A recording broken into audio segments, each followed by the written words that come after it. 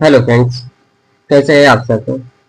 TTC judiciary channel में आपका स्वागत है। फ्रेंड्स, आज के इस इंफॉर्मेटिव टॉपिक में हम जानेंगे भोजशाला के बारे में, जिसपे मध्य प्रदेश हाईकोर्ट के द्वारा हाल ही में एक ऑर्डर डिलीवर किया गया है, जिस ऑर्डर में हिंदुओं का जो खोया हुआ जो अधिकार था वो वापस मिल गया है। फ्रेंड्स, आप देख सकते हैं ये इस केस का कॉस्ट टाइटल है। इस केस में मध्य प्रदेश हाईकोर्ट की बेंच के द्वारा ऑर्डर डिलीवर किया गया है। इस केस में मध्य प्रदेश हाईकोर्ट की बेंच ने हिंदुओं के पक्ष में ऑर्डर दिया है, जिससे हिंदुओं का जो अधिकार था उन्हें वापस मिल गया और हिंदुओं का जो प्राचीन मंदिर था वो उन्हें पूरी तरह से वापस मिल गया। फ्रेंड्स, हिंदुओं को मध्य प्रदेश हाईकोर्ट इसलिए जाना पड़ा था क्योंकि 2003 में आर्कियोलॉजी सर्वे ऑफ इंडिया जो बॉडी है उनके द्वारा एक ऑर्डर डिलीवर किया गया था, यानी कि 2003 में उन्होंने एक ऑर्डर डिलीवर किया था जिसकी वजह से हिंदुओं का जो अधिकार था उस पर पूरी तरह से रोक लग गया था। मध्य प्रदेश हाईकोर्ट के द्वारा आर्कियोलॉजी सर्वे ऑफ इंडिया के द्वारा जो ऑर्डर पास किया गया था 2003 में, उसे क्या कर दिया, क्वैश कर दिया, यानी कि पूरी तरह से रद्द कर दिया। क्योंकि ये जो ऑर्डर था, इस ऑर्डर ने हिंदुओं के जो अधिकार थे उस पर रेस्ट्रिक्शन लगा दिया था, उस पर रोक लगा दिया गया था। और मुस्लिम कम्युनिटी के जो लोग थे उनको ये ऑफर दे दिया गया था कि वो नमाज अदा कर सकते हैं हिंदुओं के पवित्र जो मंदिर है और प्राचीन मंदिर है उसके अंदर। भोजशाला जो है वो हिंदुओं का एक प्राचीन मंदिर है और पवित्र मंदिर है, जिसके अंदर हिंदुओं के ही अधिकार को पूजा करने का जो अधिकार था उस पर रोक लगा दिया गया था।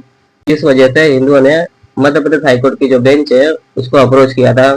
भले ही इस ऑर्डर को क्वैश करने में कुछ साल लग गए, बट फाइनली ऑर्डर क्वैश हो गया और हिंदुओं का जो पूरा अधिकार था वो मंदिर परिसर में पूजा करने का वो पूरी तरह से वापस मिल गया।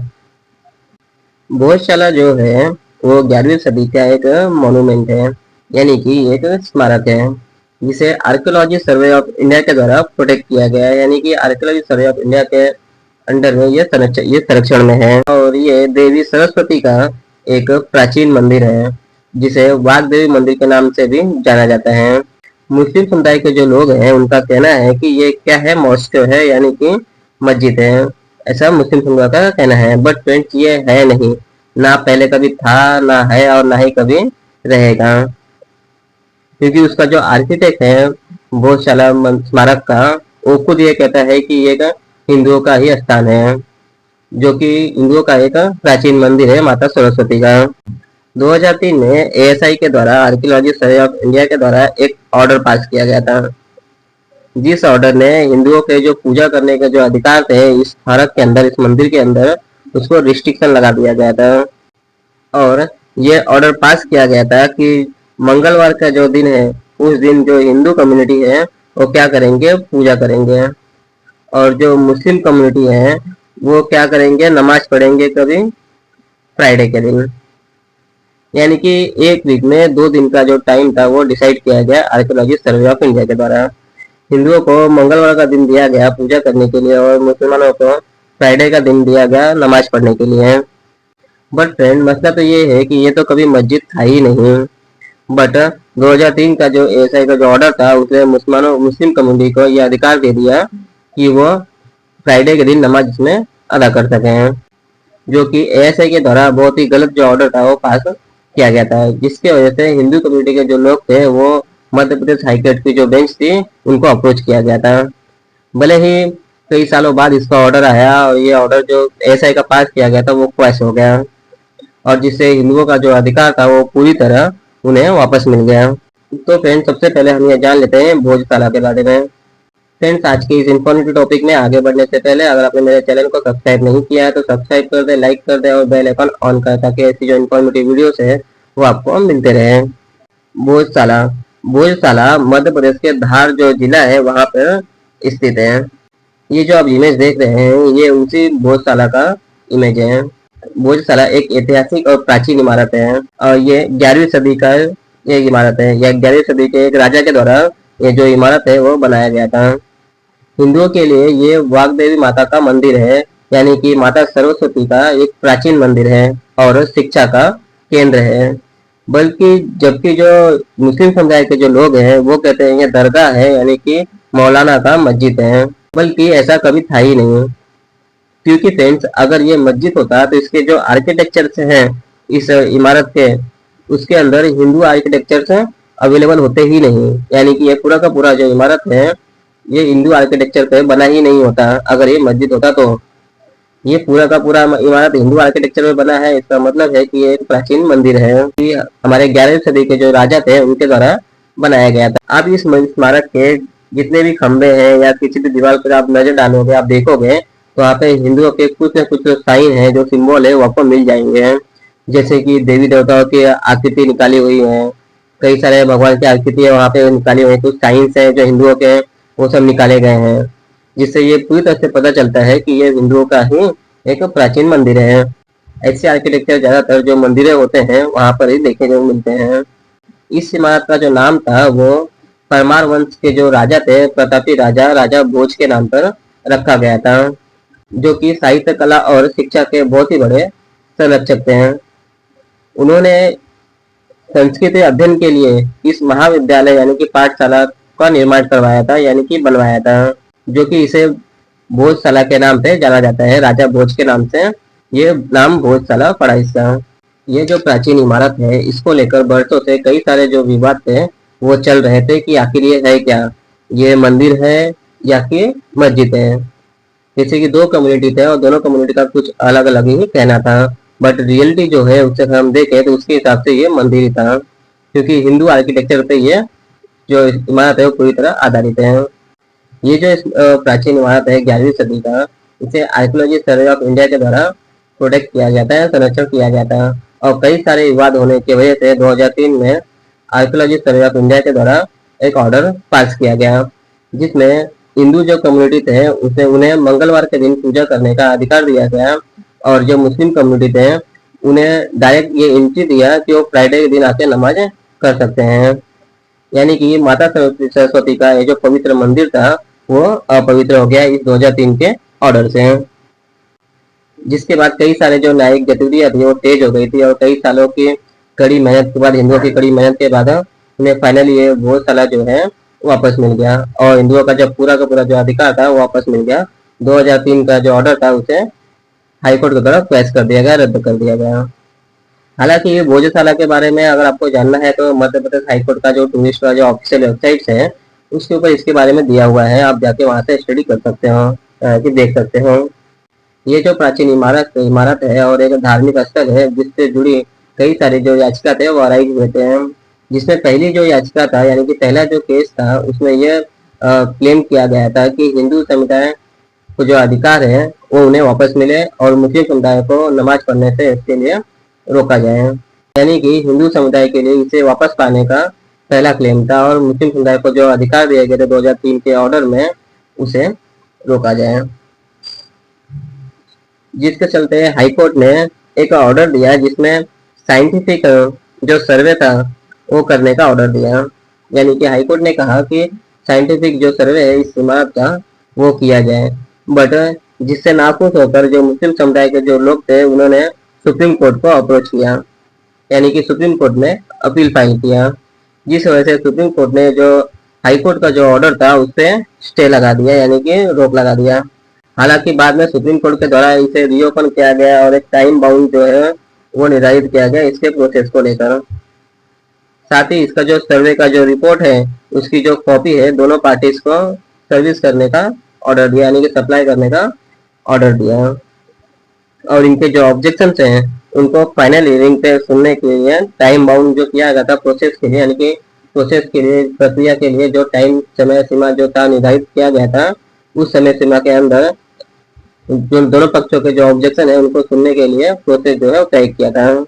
सुप्रीम कोर्ट का जो ये ऑर्डर था उसके पालन में हाईकोर्ट के द्वारा जो कार्रवाई था 6 अप्रैल को शुरू किया गया हाईकोर्ट के समक्ष, जिसके बाद हाईकोर्ट ने एएसआई जो है आर्कियोलॉजी सर्वे ऑफ इंडिया उनको ये डायरेक्शन दिया कि वो क्या करें, वीडियोग्राफी करें। ये जो भोजशाला जो स्मारक था उसका वीडियोग्राफी करने के लिए आर्कियोलॉजी सर्वे ऑफ इंडिया को ये निर्देश दिए हैं, और सर्वे का जो प्रोसीडिंग्स है उसे डिजिटल जो प्लेटफॉर्म के उसके ऊपर अपलोड करे ताकि जो दोनों पार्टी हैं, दोनों जो पक्ष हैं उनको एक्सेस मिल सके।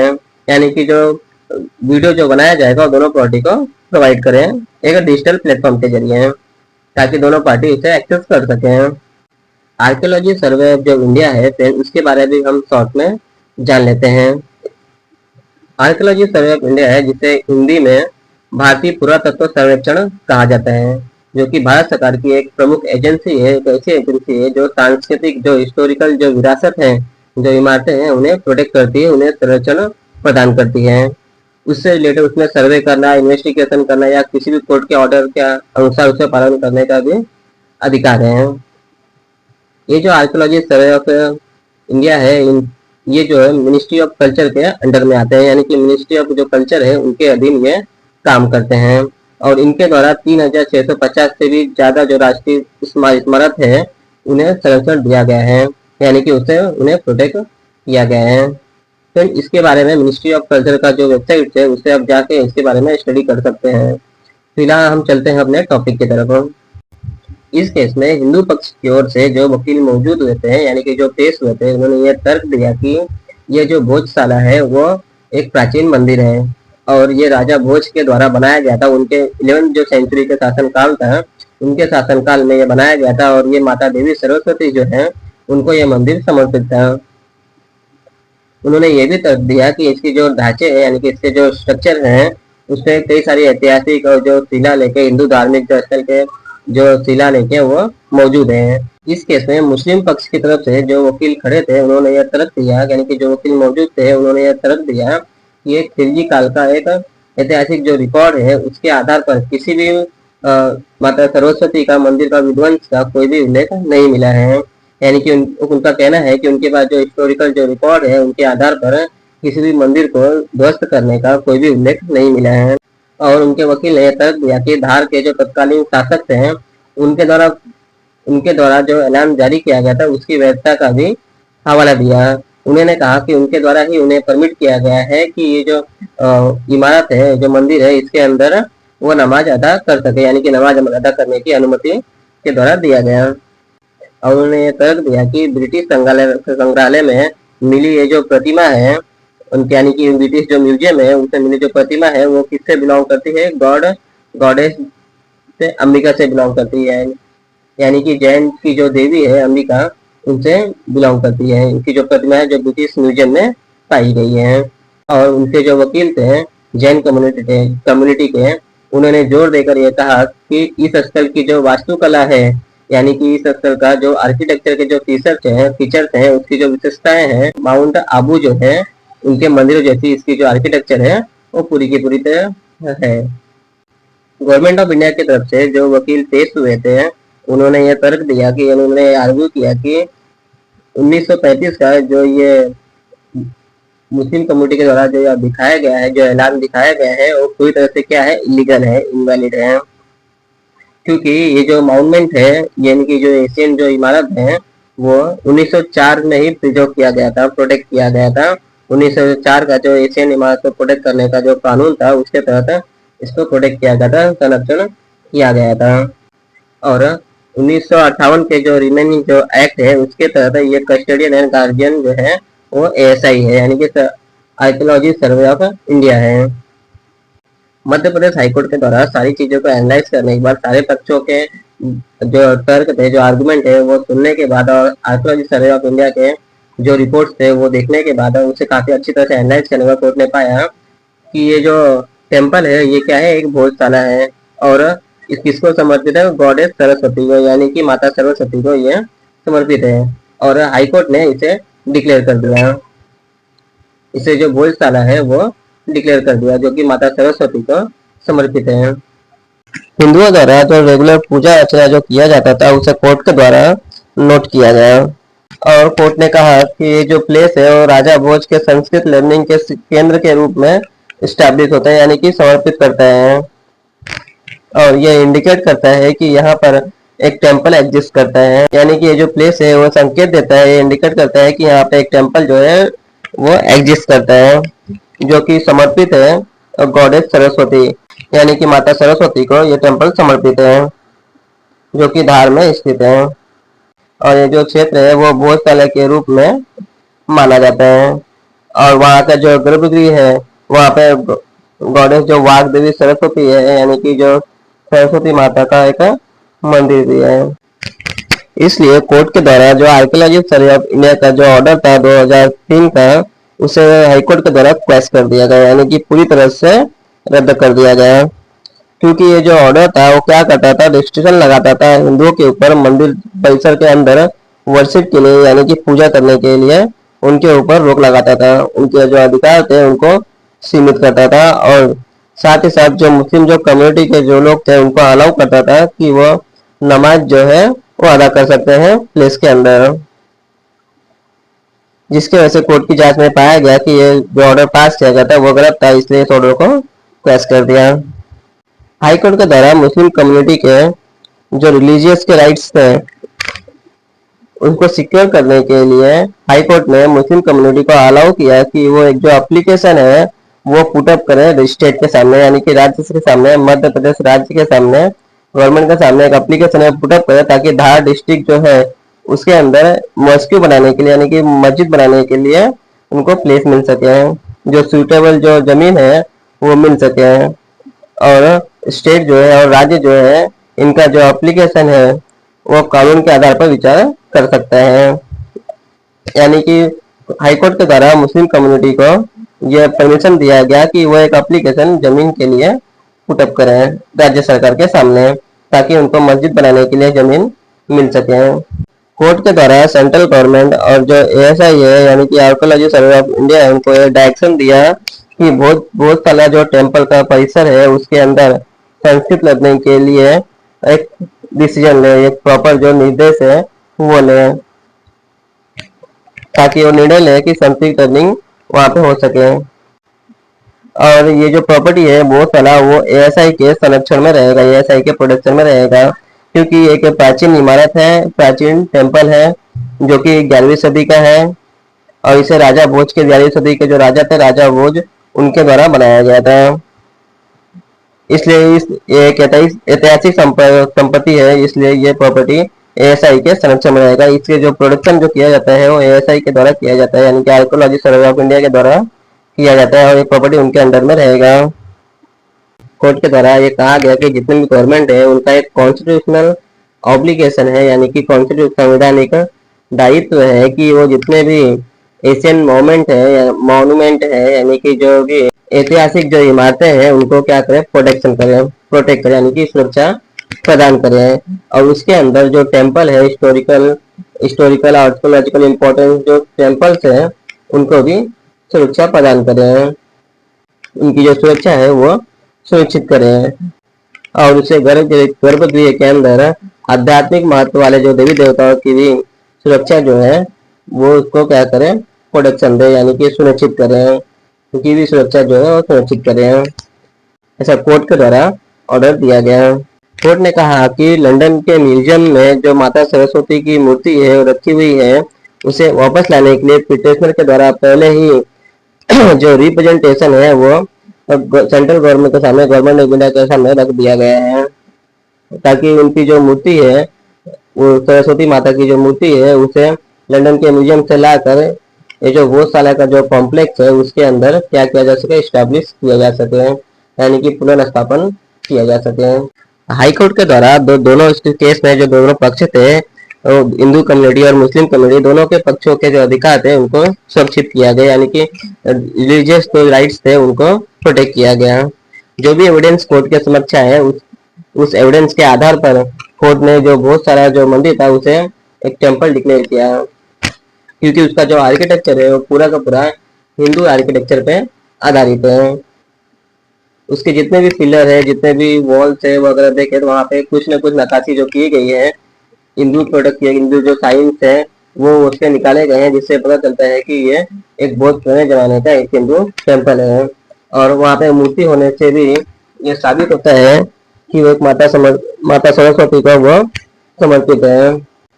और साथ ही साथ हाईकोर्ट के द्वारा मुस्लिम कम्युनिटी के राइट्स को प्रोटेक्ट करने के लिए भी उन्हें अधिकार दिया कि वो स्टेट गवर्नमेंट के सामने एक एप्लीकेशन पुटअप करे, ताकि स्टेट गवर्नमेंट उनको मस्जिद बनाने के लिए जमीन देने के लिए विचार कर सके। इस केस में लंबी लड़ाई लड़ने के बाद हिंदुओं को उनका जो अधिकार है मंदिर परिसर में पूजा करने का वो उनको वापस मिल गया, और हाईकोर्ट के द्वारा इस प्राचीन मंदिर में हिंदुओं को पूजा करने का जो अधिकार था वो रिटर्न दे दिया गया। तो जय श्री राम दोस्तों। मिलते हैं अपनी अगली इन्फॉर्मेटिव वीडियोस में। बट फ्रेंड, जाने से पहले अगर आपने मेरे चैनल को सब्सक्राइब नहीं किया है तो सब्सक्राइब कर दे, लाइक कर दे और बेल आइकन ऑन कर दे, ताकि ऐसी जो इन्फॉर्मेटिव वीडियोस है वो आपको मिलते रहें।